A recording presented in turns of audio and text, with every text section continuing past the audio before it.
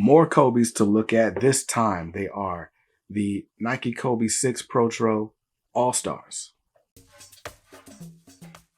Welcome back to Kicks on Kicks, my channel where I review sneakers. I am BJ Kicks, and these are the Nike Kobe 6 Protro All-Stars. Now, these are a retro of one of the more popular colorways of the Nike Kobe 6. These came out around the 2011 All-Star game. And they were part of a whole pack. There was a Kobe, there was a LeBron, there was a KD, all in this cool red and black makeup for the All-Star experience that year. I think they were all red. Maybe the LeBron was blue because he was on the East at the time. Bro, I don't know. But anyway, the All-Star pack was a thing, and these were a part of it. Now, these are really dope. These are really dope. Now, I was not a fan of Kobe while he was playing. I didn't become a fan of Kobe until he retired and started giving interviews about the Mamba mentality. So that means that I pretty much missed out on all of the Kobe hype. Although, from afar, I was a big fan of the Kobe 10s, that fly knit all over sneaker, and especially when they did the Beethoven or the Mozart colorway, whatever we want to call that piano colorway. Those were fire. Were those Kobe 10s or 11s? Whichever one of them had the super, super high top.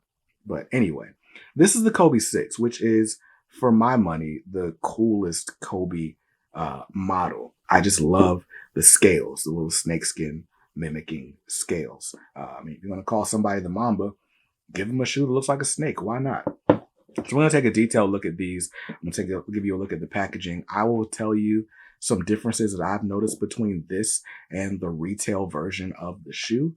And then we'll get out of here. Huge thanks to the homies in the description for sending this to my attention so that I could get these in hand for the channel. Now, from the bottom up, we are looking at this cool snakeskin-like traction. This is a semi-translucent rubber that's really cool. All over, I guess I'd call it gray, like a translucent gray outsole. You got your Kobe logo right there in red, and you've got carbon fiber here, little carbon fiber hits for extra stability. You got it right here, and you got it a little kind of poking through there with a softer part toward the forefoot. So that's that.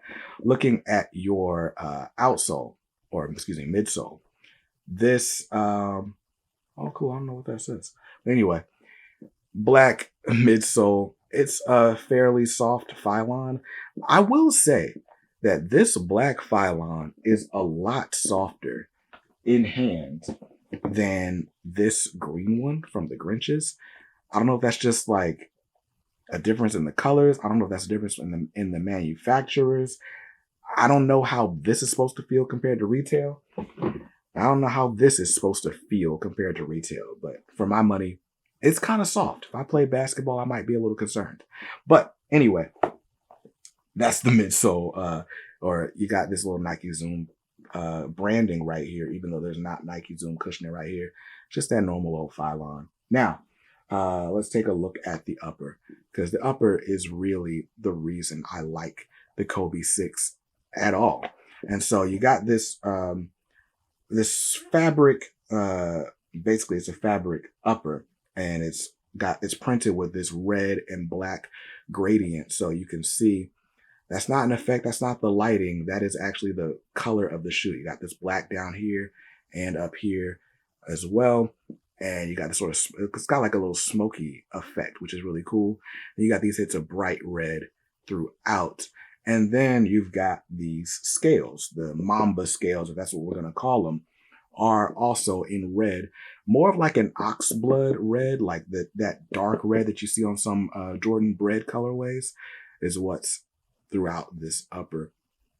And those are pretty cool. Now, if we're talking about comparing this to the retail shoe, I feel like these are a little bit darker than they're supposed to be. These are supposed to be a brighter red based on photos and videos that I've seen. But hey, I'm no expert. I just wanted to give you guys ways to not get scammed trying to buy these online on the open market with these resellers, you know, doing their things. Now, Looking at the tongue, you got a mesh tongue with like a little honeycomb print.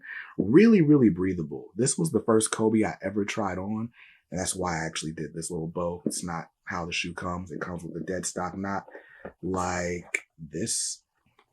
But I wanted to try these on, and immediately I fell in love with how they feel on your feet. Anyway, let's take a look at the tongue though real quick, because this tongue has like this lenticular effect. So depending on the angle you're looking at it from, you'll see either just the Kobe logo, that Mamba logo, or you'll see some Western Conference All-Star type branding. I don't know if I'm gonna be able to get that effect right on camera, but it's there. Just trust me. On your insole, it's got West again, because these were for the All-Star game. And on the right foot insole, got the year 2011. Now, I don't know why they retro these, except that it was just a really dope shoe. By the way, another touch, on your right shoe, you got LA, which is where I guess the All-Star game was that year. And on the left shoe, you got 2011. So yeah, man, All-Star 2011 was a big deal. Looking at the back of the shoe, you've got more of that sort of lenticular effect. This time there's no image to show, but it just kind of is a gradient between like red and black. And then you got the Kobe heel counter. So Kobe signature. And that just looks pretty cool. Again, man, if I played basketball, I'd probably play in a pair of Kobe 6s if I had one available at all times. These just look and feel really good. Now, again, differences between this and the retail shoe. This just feels like it's a little bit darker than it should be. And then, like I said, that midsole feels super soft. And I don't think it's supposed to feel that soft. Like if I was playing basketball, I wouldn't want my shoe to feel like it could bend and flex that easily. So those are things to look out for if you're trying to buy these on the open market, especially if you're trying to buy them to play sports in. I don't really recommend playing sports in replica shoes, but hey, people do what they do for the looks and stuff. So careful out there. Other than that, it's a dope shoe if you're just wearing this casually. Sizing, like I said, these fit really snug. So they fit true to size, but it is a snug fit. So if you're just wearing these casually, you're probably good to size up half a size.